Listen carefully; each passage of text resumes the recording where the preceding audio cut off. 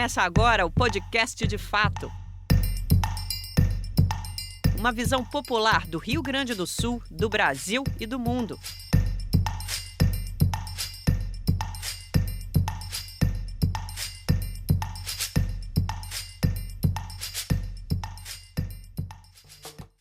Olá, estamos entrando no ar com mais um podcast De Fato, uma produção do Brasil de Fato do Rio Grande do Sul, em parceria com os sindicatos bancários de Porto Alegre e região.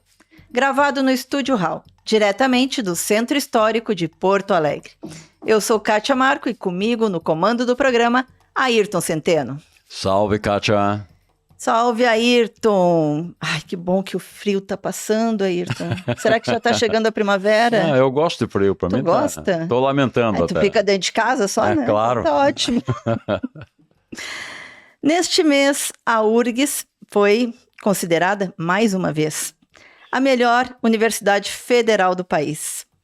Isso segundo o Shanghai Ranking. A URGS tem aparecido, aliás, seguidamente, muito bem situada em todas as avaliações do gênero. Hoje, nossa conversa vai ser com quem vai dirigir esse centro de irradiação de conhecimentos. Ela foi eleita pelo voto paritário de professores, estudantes e servidores técnico-administrativos, o que ocorreu pela primeira vez na história da Universidade Federal do Rio Grande do Sul. Ela está aguardando a nomeação, mas a transição já começou. Muito bem-vinda, professora Márcia Barbosa. Obrigada, é um grande prazer estar conversando com vocês e aí conversando com gaúchos e gaúchas, né? Potenciais estudantes da nossa URGS. Oxalá nos ouça. Vai lá, Ayrton, contigo. Professora, as universidades passaram por um período muito difícil recentemente, eu diria até os últimos 6 anos, talvez, né? Especialmente os 4 anos do governo Bolsonaro, devido aos cortes orçamentários. Como a URGS está, já que nós estamos num período de transição, né? Como a URGS está e o que se pretende fazer a esse respeito? Como todas as universidades federais, a Universidade Federal do Rio Grande do Sul está sofrendo cortes e vai sofrer mais cortes. O que mudou? Então, por que eu estou tão mais feliz do que estaria durante o governo Bolsonaro? Porque agora ninguém mais está sendo perseguido ou perseguida por dizer a verdade inconveniente. Às vezes as pessoas até não gostam da verdade inconveniente que a gente diz, mas ninguém está indo para a cadeia por causa disso ou sendo perseguido e perseguida.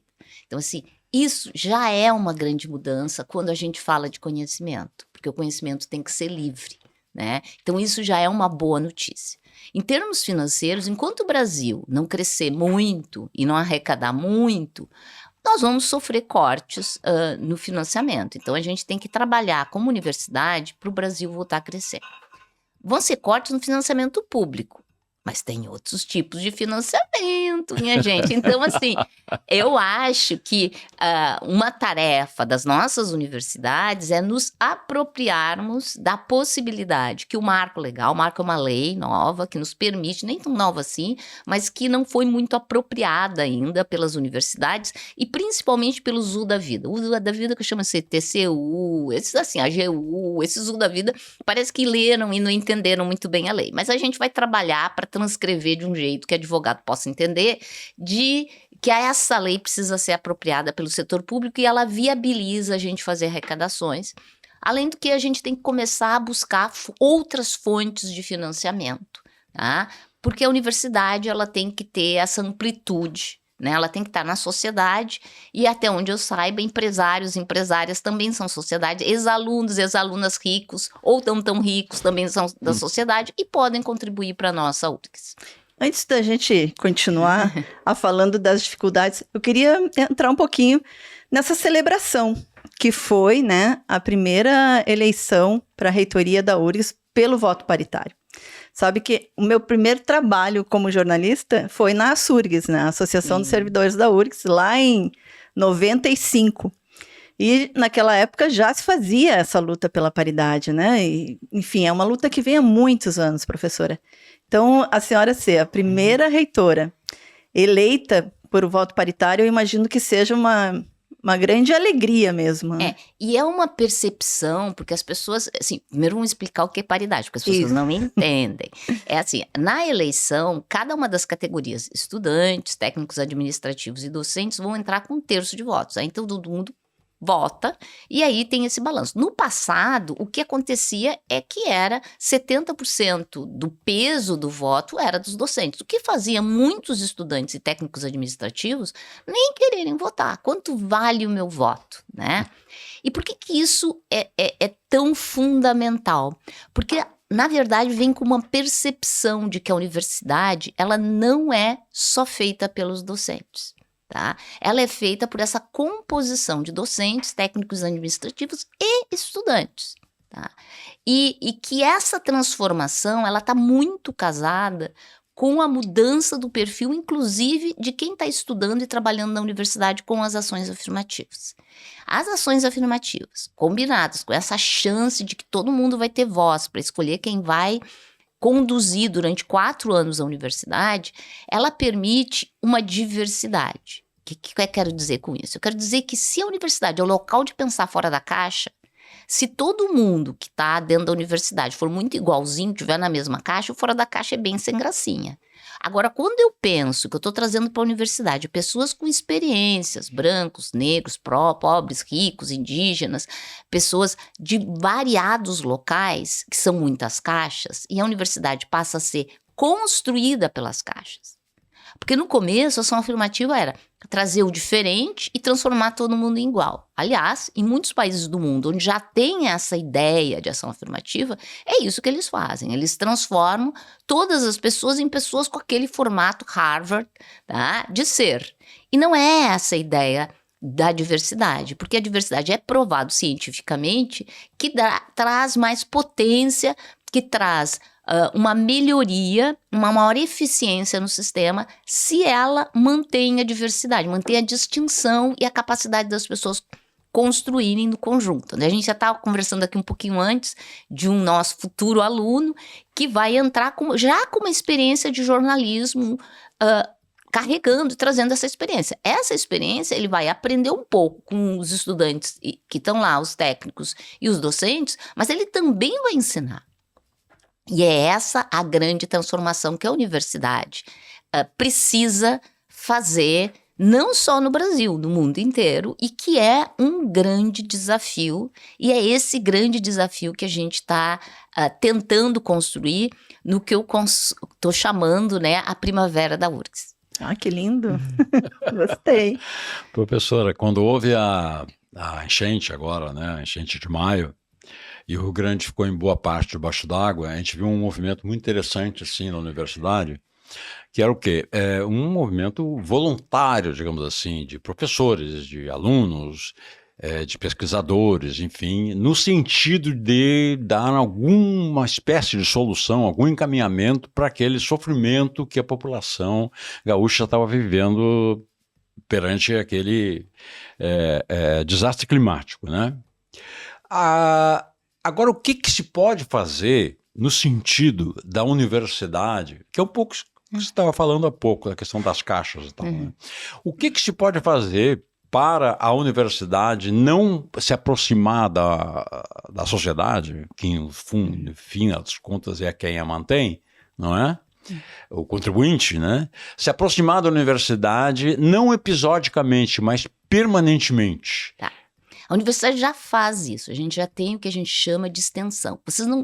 Extensão é a universidade fora da universidade. Esse é um dos instrumentos únicos que a gente tem, porque no norte global, nessas universidades metidas a famosas, eles não fazem extensão. Porque como eles já têm um nome lá carimbado, já tem uma marca, eles não precisam estar na sociedade, tá? Mas, nesse novo momento do mundo, atacando constantemente a universidade, não é só no Brasil, a extensão vai ser um instrumento de salvação da universidade. Ela faz já a extensão, mas ela não se apropria. Ela está na comunidade, mas não tem lá uma plaquinha quando está fazendo ação, o professor e a professora fulano estão aqui fazendo essa ação. Então, uma das coisas que a gente vai fazer vai ser a criação dos polos URGS, ou seja, nós vamos nos apropriar dessa extensão com o nome URGS, para as pessoas olharem, não é a URGS. Se é a URGS, quem sabe eu vou ali perguntar como é que é o vestibular, como é que é o Enem, como é que são essas outras coisas.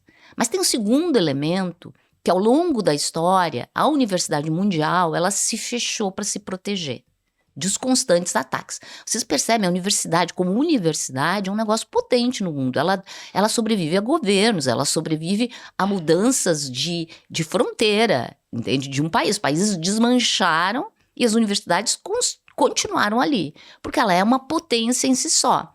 Mas essa potência, ela precisa se adaptar a esse novo tempo de ataques à própria universidade. E ela precisa sair da caixa. É doloroso. Agora eu vou falar como uma pesquisadora. Eu sou uma pesquisadora, sou uma física teórica, adoro fazer meus programas de computação, para estudar águas, anomalias. Esse momento que eu saio desse lugar maravilhoso, que é estar com os meus colegas que entendem a minha linguagem, e eu tenho que adaptar essa linguagem para falar com as outras pessoas, ele não é um momento de conforto, tá? Então a universidade foi se fechando porque era confortável ficar ali. Só que quando ela fica ali, ela só é ocasionalmente chamada para responder. Foi isso na pandemia, a gente foi chamado para responder. Terminada a pandemia, a gente deixou de ser interessante. Volta para tua caixa, porque não nos interessa ouvir o que tu estás dizendo. Tá? Agora, na emergência climática, a gente foi chamado para dizer, olha, está acontecendo isso, está acontecendo aquilo. Mas não estamos sendo chamados para festa. A gente não está sendo chamado para solução. Estão chamando o gringo. E eu vou dizer, não se faz isso porque a gente tem a potência para responder. Eu cheguei em maio, eu passei um ano e alguns meses no governo federal, no Ministério de Ciência, Tecnologia e Inovação, como secretária de Políticas e Programas Estratégicos. Voltei para Porto Alegre, me exonerei de um cargo que era muito divertido trabalhar nele, para começar, porque a gente dirigia dos grupos de trabalho do G20, para concorrer para a URGS. Só que eu cheguei no começo de maio e me confrontei com essa situação. O que fiz de imediato? A gente conversou no fim de semana eu tinha 40 pesquisadores e pesquisadoras de todo o estado pensando nessa situação. Hoje nós somos mais de 150 pessoas de todas as áreas que pensam coletivamente sobre o que aconteceu. Nós vamos produzir um relatório sobre o que aconteceu e o que precisaria ser feito. Tá? Chama-se Rede de Emergência Climática e Ambiental. Não tem CNPJ, não é sediado em nenhuma universidade, tem gente da iniciativa. É uma coisa que a gente faz em ciência. A gente cria um grupo para resolver problemas. Aliás, muitos grupos se formaram assim, né? Durante essa emergência. E aí, chega na hora de dar uma solução, chama os gringos. E o que os gringos respondem? Aquilo que a gente já dizia em maio. Assim, é de olhar e chorar. Então, a universidade vai ter que estar presente também nessa verdade inconveniente. Eu nem acho que ela tenha que estar em nenhum comitê, porque em comitê tu fica meio preso ao governo. Ela vai ter que se articular em redes que vão constantemente dizer, olha, o que aconteceu aqui, para não acontecer tem que acontecer isso, se estruturar de outras formas. E para isso começar a acontecer, uma das primeiras coisas que nós vamos fazer vai ser se criar uma secretaria especial de emergência climática e ambiental. Porque se vocês acham que passou, alerto. O que os cientistas de clima dizem só está começando, minha gente. Nós vamos ter chuva, nós vamos ter vento e nós vamos ter seca. Sem previsão exata de quando vão acontecer, porque é o que a gente chama em física um sistema dinâmico. Sistemas dinâmicos, a gente tem sempre uma dúvida, a gente sabe o que vai acontecer e a gente tem a dúvida do quando e com quanta intensidade. Sim, a Amazônia já está aí seca novamente. Seca novamente. E nós vamos ter seca. Entrando a laninha, o mais provável de acontecer no Rio Grande do Sul é seca. E já temos um ventão entrando. Nós vamos ter muito essa coisa de vento que a gente não tinha no passado. Ventos muito fortes entrando pelo estado. E para poder dizer constantemente o que fazer, nós vamos criar essa Secretaria Especial de Emergência Climática e Ambiental, cuja função vai ser dialogar com outras universidades e a gente criar essa robustez de estar na sociedade, está aí com vocês, tá? E quem abre porta, entendeu? Assim, comunicação e na comunidade. Só para dar um exemplo de uma coisa que a gente já está fazendo com esse grupo que nem existe, porque não tem CNPJ, a gente já deu um curso sobre como ensinar sobre mudanças climáticas para o ensino fundamental para os professores e professoras da rede SESI. A gente fez isso em julho e a gente já está pensando em fazer outro curso. Nós já estamos organizando um grande evento para o ano que vem em que a gente vai entregar um relatório com dados. Porque outro grande problema dessa situação de clima é a ausência de dados. Aliás, esse é o problema de trazer gringo. Eles não vão ter os dados. Eles vão ficar chupando dado da imprensa. Porque há uma desarticulação sobre essas informações. Então, coletar dados, trabalhar os dados e transformar eles numa linguagem que os jornalistas possam entender e você em casa possa entender, é fundamental para a gente reeducar a população.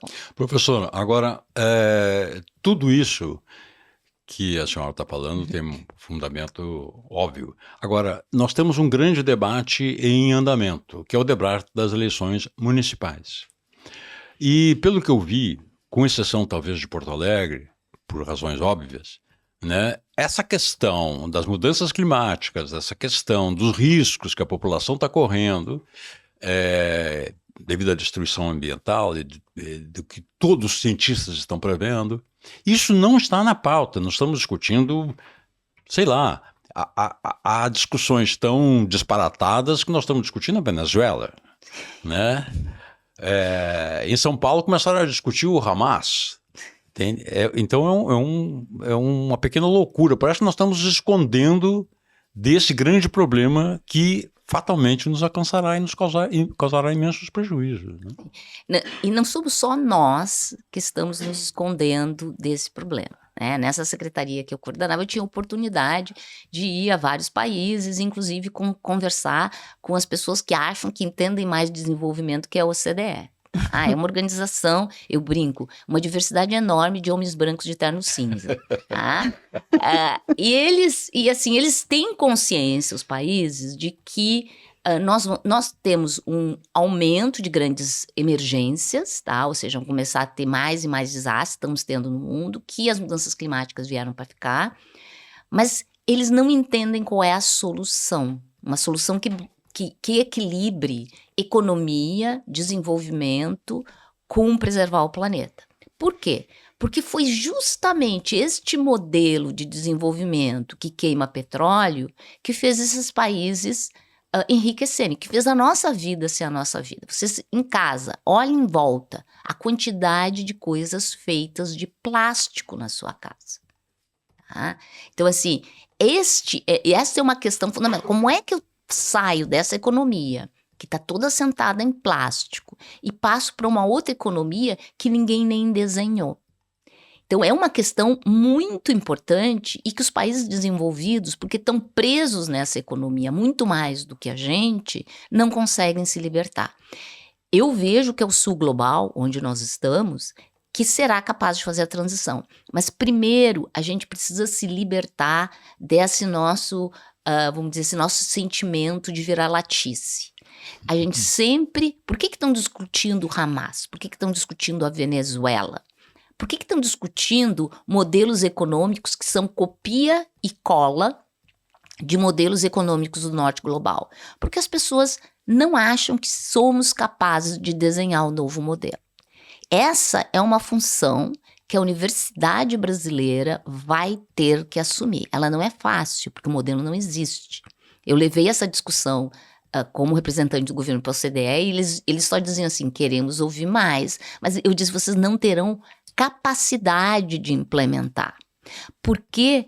Porque vocês nunca viram essa perspectiva. A gente precisa criar um modelo que pense não só em todas as pessoas para elas se desenvolverem junto, mas também no planeta, que é um ingrediente que nunca esteve nas equações econômicas.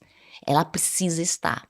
Não é fácil. Não está na formação das pessoas. A gente tem que mudar, inclusive, a formação. Então, não me surpreende que pessoas da política, que têm aquela formação tradicional, que olham para o norte global com uma admiração, queiram reproduzir. Não me surpreende pensar que o único jeito de desenvolver o Brasil é explorar petróleo na Amazônia. Não me surpreende, está errado, gente. Está muito errado fazer isso. Tá? A gente precisa redesenhar o modelo. Não me surpreende quando as pessoas dizem vamos reconstruir tudo o que aconteceu no estado do Rio Grande do Sul pensando no modelo Minha Casa Minha Vida. Daquele jeitinho, sem pensar, não, vamos mudar a região. Vamos pensar assim, vou construir com um novo tipo de casa, vou pensar já que ela seja resiliente à seca, que use energia solar, que tenha comunidade, vamos pôr um emprego já junto com colocar as casas para as pessoas não se deslocarem. É essa saída da caixa e trazer essa experiência de vida de quem vive na comunidade, que também sabe o que precisa estar na equação.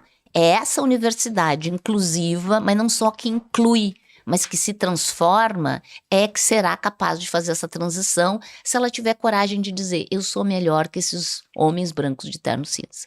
Quando uma entrevista recente que eu participei junto contigo, Márcia, tu falasse numa direta já do clima, que nós precisamos de uma direta já do clima, que seria justamente para pensar esse novo modelo. E assim, e a sociedade tem que estar junto. Mas vocês notam que nessas discussões, inclusive que os governos estão fazendo, as comunidades, elas não estão lá.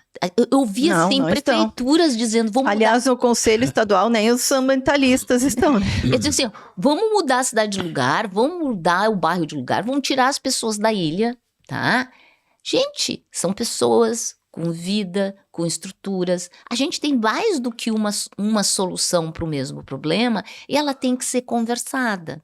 E ela tem que ter um pouco de diversidade para cada local, o que é desesperador. Eu entendo, para gestor é bom ter um modelito de uma casa, Minha Casa Minha Vida e implantar em tudo que é lugar. Essa coisa da diversidade é desesperadora para a gestão. E por isso que eu digo, não vai ser a universidade que vai trazer esse modelito pronto. Ela tem que ser uma construção com você em casa, que eu sei que é muito mais divertido ficar brigando no Instagram e no TikTok do que estar presente na sociedade fazendo demandas. E a última vez que eu, na minha experiência de vida, vi a população fazendo uma grande transformação junto com as universidades foi no Diretas Já. Nós precisamos de um Diretas Já no clima.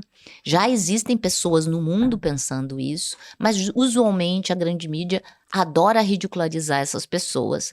E eu diria, não, a rua, o contato físico, o contato pessoal ainda é a fonte mais potente de mobilização. Precisamos, sim, de um Diretas Já do clima, defendendo uma mudança mais criativa do que copiar e colar do que os gringos estão fazendo.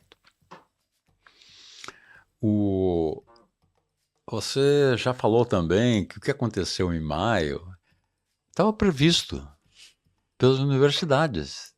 Só que as universidades não foram ouvidas, os cientistas não foram ouvidos, os pesquisadores não foram ouvidos, né?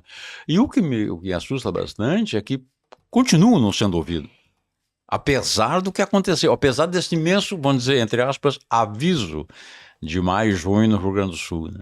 E assim, ano passado a gente já teve uma prévia, quase um aviso. Olha, vai ter mais, vai piorar. E ninguém ouviu. Agora, eu vou contar, tem uma tese, uma dissertação de mestrado da URGS que descreve o que aconteceria numa enchente desse tamanho se as comportas não funcionassem. É assustador. Parecia assim que a pessoa que fez essa dissertação, eu não consigo lembrar o nome dele, viajou no tempo e olhou, porque assim, ele disse exatamente onde iria alagar. Nós temos como universidade que fazer esse papel de sermos mais eloquentes para garantir esse local de alerta, tá? Eu sei que a gente tem uma tradição de só falar quando é convidado ou convidada, mas para a universidade sobreviver, e eu vou dizer isso com muita tranquilidade, porque a busca à universidade está caindo, e não é só no Brasil. Para ela sobreviver como esse instrumento que constrói o conhecimento, que guarda o conhecimento, que transfere esse conhecimento, ela vai precisar se aproximar da população. Porque é muito duro lutar contra a mentira. As pessoas gostam de usar a palavra fake news. Não, não é fake, é mentira. Lutar contra a mentira sempre foi uma tarefa da universidade, mas agora existem instrumentos muito potentes de criar mentira, como os que já vivemos no passado, contra Galileu, contra as mulheres que eram consideradas bruxas, mas na verdade eram químicas durante a Idade Média, contra a nossa querida Hipátia de Alexandria, lá na Antiguidade, e durante toda a história que houve essa perseguição ao conhecimento. Então, para ganhar destes momentos de perseguição ao conhecimento, a universidade tem que estar na rua, tem que estar com as pessoas serão serão os guardiões desse conhecimento. E deixa eu só provocar você em casa, mas por que eu tenho que proteger esse conhecimento? Eu imagino que parte dos nossos ouvintes, e eu tenho mais de 35 anos de idade. Pois é, vou dizer para vocês. Na Idade Média, a expectativa de vida da população era 35 anos de idade. Hoje em dia, nós temos regiões do mundo com mais de 80 anos de idade a expectativa de vida. Quem é que melhorou de 35 para 80? Foi o conhecimento, foi a gente desenvolver vacinas, medicamentos, profilaxia, conseguir ter sistemas de comunicação que contam para todo mundo como é que a gente se cuida, como é que alimenta a criança, como é importante a amamentação. Todos essa componente que vai desde criar o conhecimento, até divulgar o conhecimento, até criar cultura que transmite esse conhecimento, foi esse sistema que a universidade que criou. Não dá para jogar fora isso. Eu, pelo menos, não quero perder essa chance de chegar aos 80 anos e espero que você em casa também queira ter essa chance de chegar aos 80 anos. Agora, isso que tu falou, Márcia, dos pesquisadores, né, de serem mais eloquentes. São tantas pesquisas importantes que a universidade faz, né? Uma amiga recentemente me disse que a pesquisa dela é sobre o 4º distrito e a questão das inundações no 4º distrito. Gente, como é que tu não está escrevendo artigos para o Brasil de Fato sobre isso? Entende? Então, assim, como dar vazão, né, a essas pesquisas todas? Nós vamos precisar reforçar muito este trabalho de extensão. Nem todo pesquisador e pesquisadora sabe fazer extensão e não precisa saber, tem gente que não é esse o seu papel, mas a gente tem que reforçar o valor da extensão, mas também ampliar a formação em comunicação. Hoje não é tão valorizado nos meios de comunicação a capacidade de explicar a ciência, que nem necessariamente precisa ser um cientista ou uma cientista, tem que ser alguém com alguma formação de ciência e que aprendeu a se comunicar. A sociedade vai ter que gostar disso, nós vamos ter que criar esse ingrediente de como é legal, como é tão legal eu ensinar alguém a se maquiar, como é legal ensinar a pessoa sobre como eu vou limpar a água se eu estiver numa enchente e a minha água estiver contaminada. Como é legal poder explicar isso e explicar isso de uma maneira que as pessoas entendam e que também seja interessante. Que é isso que a mídia faz. A mídia transforma, pode transformar qualquer assunto num assunto interessante. Não vamos exigir que nossos pesquisadores e pesquisadoras saibam fazer isso. Nós vamos ter que formar pessoas para que essas pessoas possam fazer isso e dar um valor para isso. Porque na vida acadêmica, a extensão ainda não tem o valor que deveria ter. É muito mais importante publicar um artigo numa revista internacional do que tu ter uma pessoa que tem essa formação. Então nós vamos, agora nessa nova gestão, a extensão vai ter um papel muito importante. A gente quer valorizar e ampliar e abrir mais a universidade para as pessoas estarem lá transitando dentro da URGS. Tem coisas incríveis, a gente tem cinema, a gente tem um centro cultural maravilhoso que está com uma exposição linda sobre as enchentes. Por sinal, maravilhosa, de fotos incríveis. Estreou essa semana, né? Exatamente. E a gente é de graça, viu? É tudo imagina, de graça, tudo. E vai lá, transita por esse espaço. Ainda tem muita grade em volta, mas assim, a gente está pensando neste assunto também das grades, tá?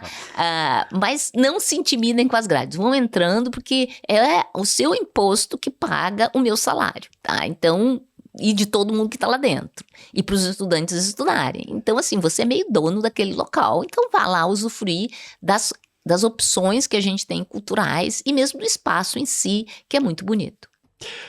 O que eu ia perguntar era o seguinte, voltando um pouco a essa questão das fake news, a questão do histórico ataque ao conhecimento né? Me parece que esse momento é um momento, digamos, apesar de ser histórico realmente esse ataque ao conhecimento, esse momento é um momento especial e mais grave.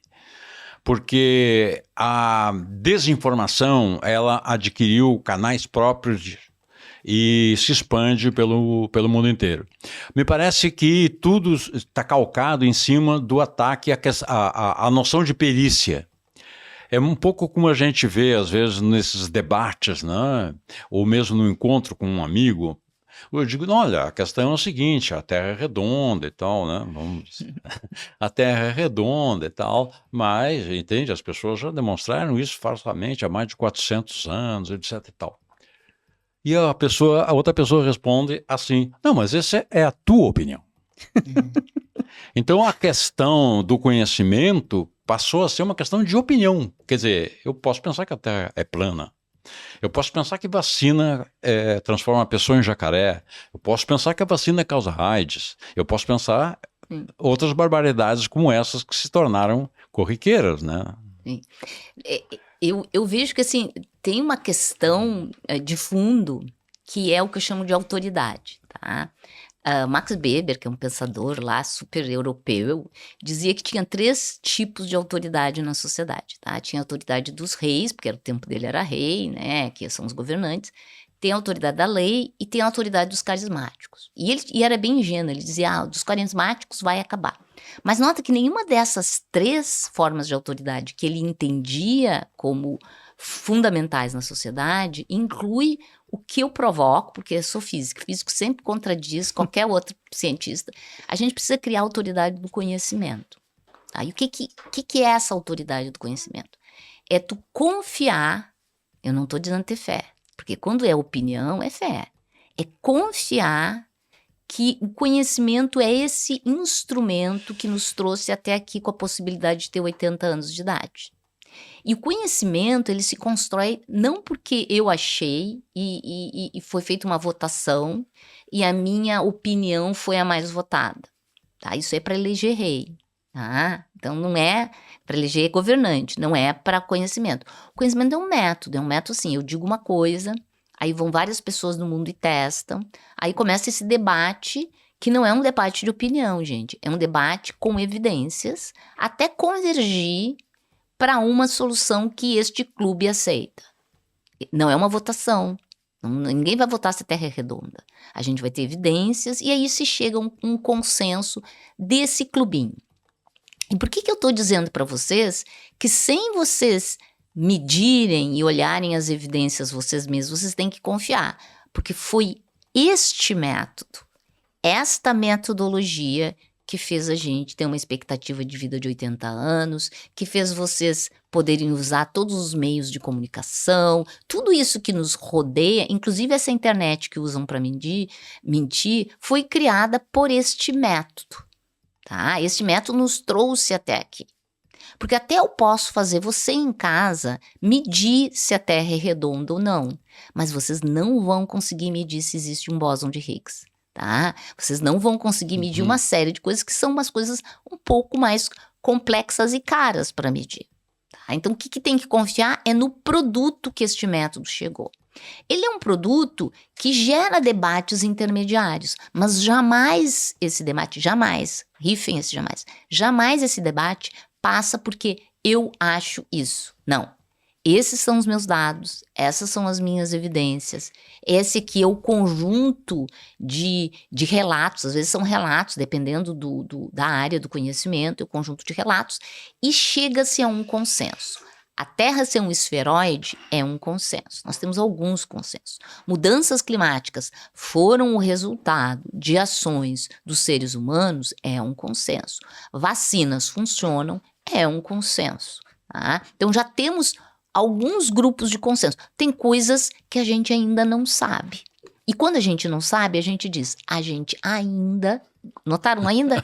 Ainda não sabe, tá? Então, assim, vocês têm que confiar. Mas o problema é que quando a gente é educado, a gente não aprende nada sobre os métodos científicos, são vários, tá? A gente não aprende nada sobre essa autoridade do conhecimento. A gente não aprende isso. E a gente não consegue relacionar os bens que a gente tem em volta da gente, essas maravilhas que a gente usufrui, com quem produziu. Tá? Foi a ciência que produziu, foi o conhecimento que produziu, foram várias ações combinadas, desde a área tecnológica até as pessoas intermediárias que transformam aquilo em informação, a imprensa, céus, a internet, e toda essa rede é o que eu chamo de conhecimento. Tá? Que inclui, obviamente, a cultura, porque a cultura é a maneira de transmitir o seu tempo para o tempo seguinte. É essa contundência de perceber as coisas e transmitir. Ela também faz parte desse pacote. Negar, dizer assim, não, eu nego a poesia, tá? Minha opinião é que poesia não vale nada. Ela sobreviveu mais do que tu, amigo. Tá? Então, e vai sobreviver às mudanças climáticas. Entendeu assim? E eu acho muito estranho que as pessoas confiam, eu uso essa palavra porque confiança para mim é algo baseado em evidências, confiam na opinião de uma pessoa totalmente desconhecida, mas na hora de escolher alguém para ser seu médico, sua médica, seu advogado, advogada, ou escolher a escola do seu filho, faz uma análise, assim, muito preciosa sobre a pessoa.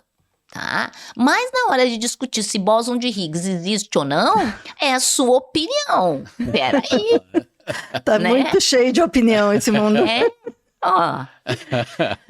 Márcia, a gente está chegando ao fim da nossa entrevista, infelizmente, mas eu queria trazer um tema que eu acho que é fundamental, que é a questão da política de cotas na universidade, e que tu trabalhou muito, né, na tua campanha aí para a reitoria. Porque ela mudou a cara da universidade, né? Isso assim, é visível, né?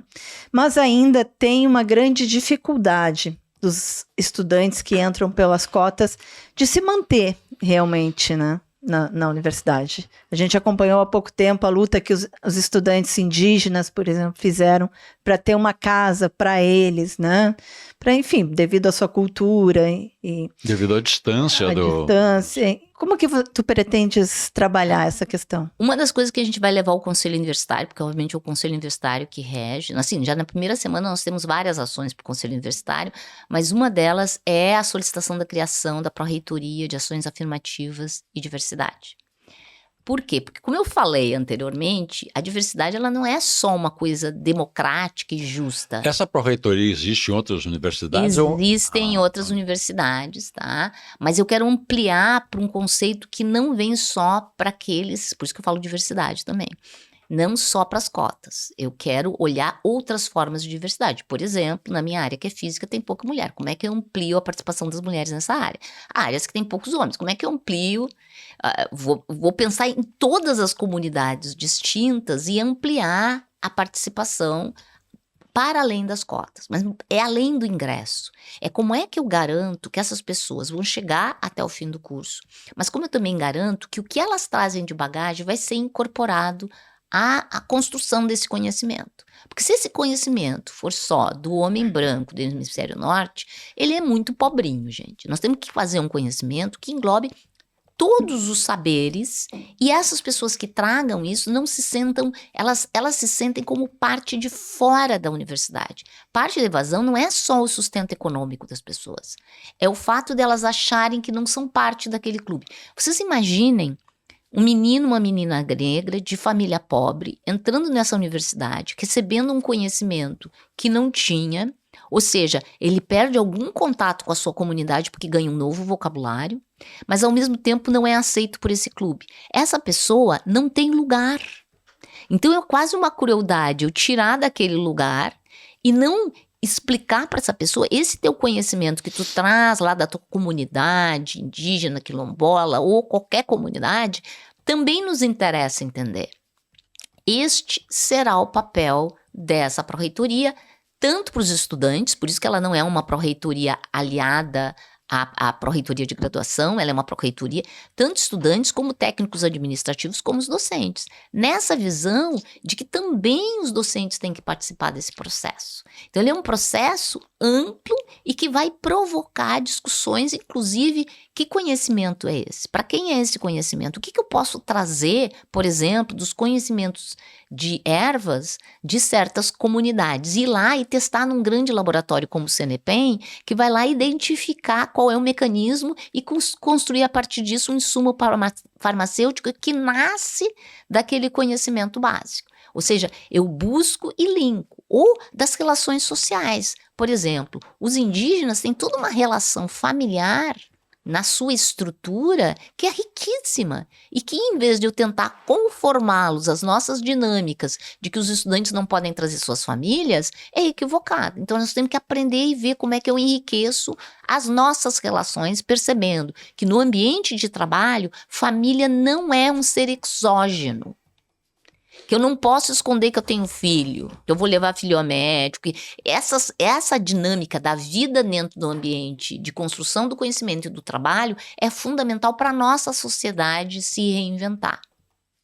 Tá? Então, assim, vão ter muitas discussões a partir dessa pró-reitoria que eu considero de uma grande riqueza, e nós vamos ter o grande desafio de convencer o Conselho Universitário da URGS de que isso é um grande passo para a nossa universidade, mais do que o nome de uma pró-reitoria, mas de uma transformação na construção do conhecimento. E quais são outras prioridades que vão ser trabalhadas? Outra coisa é que a nossa ligação com a educação básica precisa ser fortalecida. A gente tem um maravilhoso colégio, que é o Colégio de Aplicação, nós temos licenciaturas, mas a gente vai criar uma coordenadoria de educação básica que vai ter um papel de conversar com os municípios, com o Estado do Rio Grande do Sul, para a gente, inclusive, melhorar o IDEB do nosso Estado. Eu estive agora no sábado na entrega dos medalhistas de Olimpíada, tá? Que eu já provoco, precisaríamos ter mais meninas e meninos e meninas negras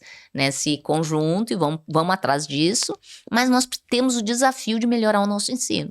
E a universidade é o local onde se estuda isso. Por que não montar parcerias? E eu já estou desafiando aí o governo do estado, como é a minha natureza. Já conversei com a secretária para a gente ter mais conversas assim que assumirmos a reitoria, para construir um plano que vai melhorar a educação do Rio Grande do Sul, inclusive colocando como central na discussão a questão climática e a questão de educação científica, que pode ser explorada na arte, na redação, pode ser explorada em qualquer área do conhecimento, porque isso é um tema, isso não é uma área. E a partir disso dá uma formação que interesse mais os estudantes. Uma coisa que a gente discute há muito tempo também na comunicação, né, no Fórum Nacional pela Democratização da Comunicação, é ter leitura crítica da mídia. E hoje, muito fortemente, seria a leitura crítica dessa mídia que são as redes sociais, né?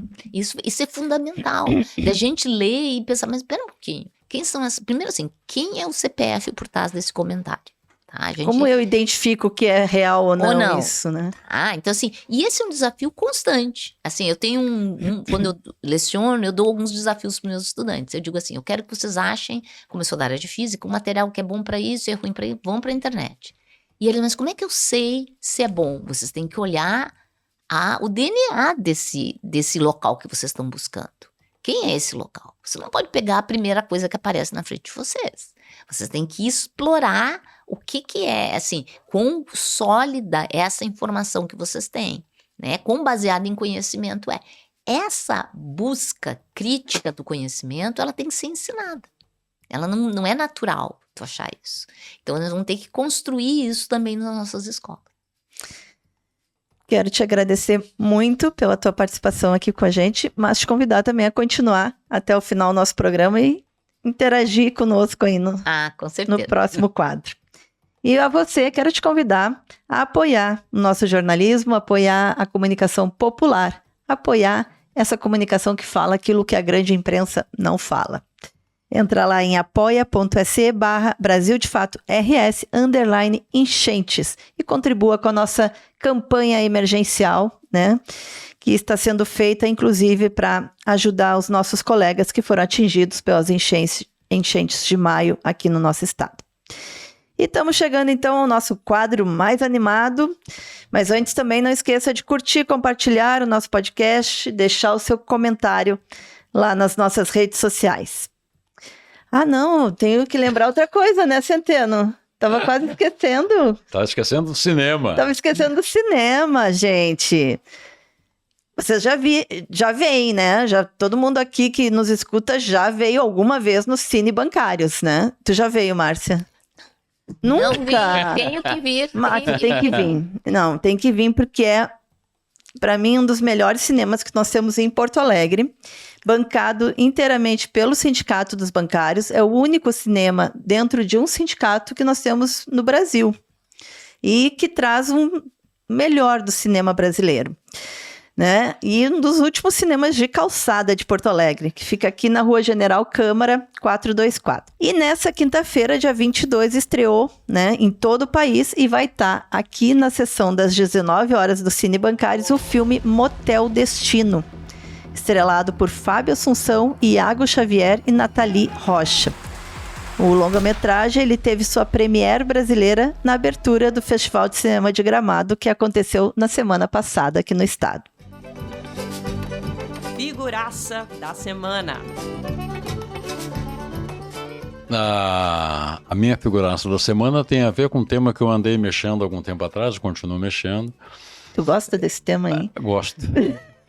Que é o seguinte, a minha proposta de figuraça da semana, meu voto, é para a Yara Yavelberg. Por quê? Porque há 50 anos atrás, nesse dia que nós estamos gravando o programa, ela foi morta, ela morreu trocando tiros dentro de um apartamento em Salvador com a polícia política do regime militar. Né? E, além de guerrilheira, eu acho que a Yara... Aliás, a Yara é uma das pessoas que, quando a Dilma tomou posse, ela foi colega da Dilma também, na luta armada, ela lembrou da Yara, né? Uma das 3 pessoas que ela lembrou foi a Yara. Eu acho que também ela lembrou a Yara porque a Yara era, nos anos 60, naqueles conturbadíssimos anos 60, ela era também uma outra figura de mulher, uma nova figura de mulher. Era uma mulher livre, uma mulher dependente, uma mulher consciente e uma mulher que estava na vida para lutar pelo que julgava justo e correto. Por isso eu voto na Yara. Para lembrar, que nós precisamos lembrar desses mortos também, né? Esses mortos são importantes na nossa história. É um ótimo nome. Mas eu quero trazer também um nome aqui, que também é de uma pessoa que não está mais conosco, e que no amanhecer do dia 21 de agosto de 2009 foi assassinado também pela polícia militar, né, não do exército, mas pela polícia militar, numa das desocupações mais violentas que nós tivemos aqui no nosso estado. Boa lembrança. Em São Gabriel, na fazenda Soltal, que é o Elton Brum, né? O Elton Brum, que era um sem terra, um homem negro, que estava naquela ocupação e que, segundo os seus companheiros, né, que estavam lá junto, diz que a polícia chegou com cães, com escopetas, mandou todo mundo deitar no chão e o Elton ficou paralisado. Não sabem o que aconteceu com ele no momento, mas ele não conseguiu deitar no chão. E deram um tiro de escopeta nas costas do Elton Brum. Nossa. Foi assassinado na hora. E justamente no dia 21 de agosto fazem 15 anos do seu assassinato. Então quero trazer esse registro também hoje para nós. Posso sugerir alguém? Claro, deve. Mas eu vou muito atrás, porque eu tenho que falar de ciência, né? Eu vou muito atrás na antiguidade. Em Alexandria, que tinha uma maravilhosa biblioteca, essa mulher chamava-se Hipátia. Ela era a filha do Hipátia de Alexandria. Ela era filha do diretor dessa biblioteca e ela já fazia ciência, observava os céus com os instrumentos. E era uma pessoa bastante influente na sua sociedade, em sua época, porque cientistas é que diziam das estações e quando as coisas mudavam. E houve uma mudança política na cidade de Alexandria, começa a crescer um movimento muito conservador, o primeiro momento do cristianismo, e o bispo local, quando viu essa mulher empoderada, forte, disse, não, tu tem que ir para casa, né? Mulher é de rosa, homem é de azul. E ela se recusou a fazer isso, tá? Isso eu tô falando de uma mulher africana, tá, gente?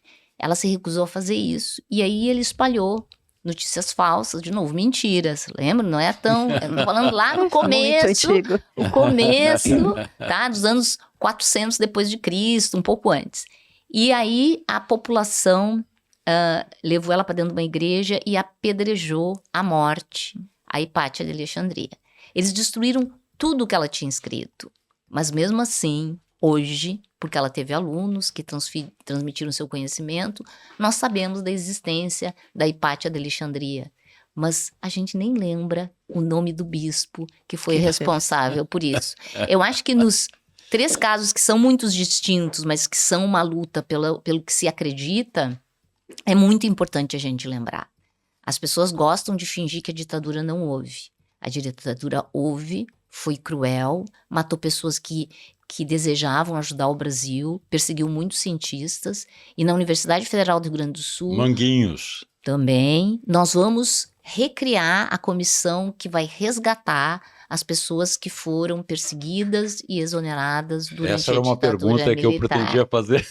Nós vamos Se a entrevista fosse mais longa. Nós vamos resgatar isso, estejam todos preparados para a cerimônia maravilhosa do resgate, já não com essas pessoas, porque já faz muito tempo, muitas não estão mais conosco, mas nós vamos fazer esse resgate para as famílias, para a população de Porto Alegre, de entender que nunca mais podemos permitir que as pessoas sejam mortas por causa de suas ideias, pelas coisas que elas defendem.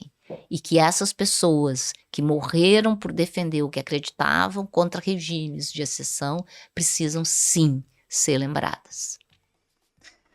Muito bem. E agora? Temos um impasse. Nós temos 3 vítimas. Temos 3 vítimas, vão ter que votar 3 vítimas. Né? para desempatar. Eu abro mão da minha indicação, já ao lembrar da Yara eu já fiz essa parte, eu abro mão dessa... Eu também abro mão, indicação. dizendo que só o fato de eu explicar quem é Hipátia, fazer as pessoas irem para o Google agora, Procurar Hipátia. eu já fico muito feliz, porque vão aprender... E a Hipátia é com HY, né? Isso. Mas o Google corrige se você digitar errado. Então, vão atrás da história dela, que é maravilhosa. Muito Então bem. vamos ficar com Elton Brum, então. Isso, parabéns. Muito bem, gente. Então, a nossa figuraça dessa semana é o saudoso Sem Terra, Elton Brum. Vamos ficar por aqui, mas não antes de, mais uma vez, lembrar vocês a apoiar a comunicação popular, a apoiar o Brasil de Fato, entrando lá em apoia.se/Brasil de Fato, RS_enchentes. Pode contribuir com 10, 15, 20, 30 reais, até R$1.000, como o Ayrton Centeno, ele contribui sempre com R$1.000, né? Como ele pode. Né, Ayrton? 1.000, 1.500. 1.500, depende do mês, aí pode um pouquinho mais. 5.000. Lembrando também que se você tem um recadinho pra gente, crítica ou sugestão de pauta, entre em contato com a nossa redação no e-mail redacalrs@bdfestados.com.br ou pelas nossas redes sociais no Instagram. No Facebook, estamos de volta no Facebook. Nosso Facebook tinha sido tirado do ar desde a última eleição, está de volta, gente. Pode ir lá nos seguir de novo no Facebook. Terminamos por aqui, até a semana que vem com mais entrevistas, pitacos e conversas maravilhosas como essa com a professora Márcia Barbosa. Muito obrigada pela sua presença. Foi um prazer. Você ouviu o podcast de Fato, uma produção do Brasil de Fato, Rio Grande do Sul.